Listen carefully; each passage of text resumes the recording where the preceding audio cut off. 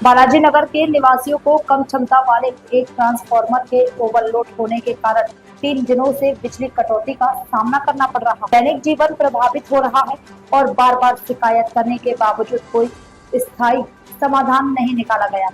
100க்கும் மேற்பட்ட மக்கள் குடும்பங்கள் இருக்குது. அடிக்கடி இந்த மின்மாற்றி பிரச்சனைனால அவங்கள சரி பண்றாங்க. ஆனா சரியாகல. நிரந்தர தீர்வு இல்ல. பெர்மனன்ட் சொல்யூஷன் எங்களுக்கு வேணும்.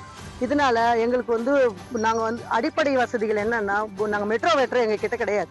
வெறும் நாங்க போர்வெல் தண்ணி நம்பி இருக்கோம். தண்ணி இல்லாம எந்த வேலையும் ஆகாது. பிள்ளைங்களை நேரத்துக்கு பள்ளிக்கு அனுப்ப முடியல. நாங்க சரியா தூங்க முடியல. எங்க தொழில் பாதிக்குது.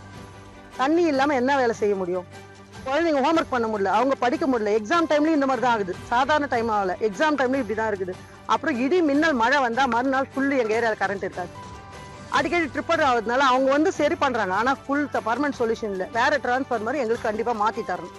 மாத்தி கொடுத்தாதான், ஹெவி வோல்டேஜ் போட்டு டிரான்ஸ்ஃபார்மர் மாத்தி கொடுத்தாதான் எங்க அடிப்படை வாழ்வாதாரமே முடியும்.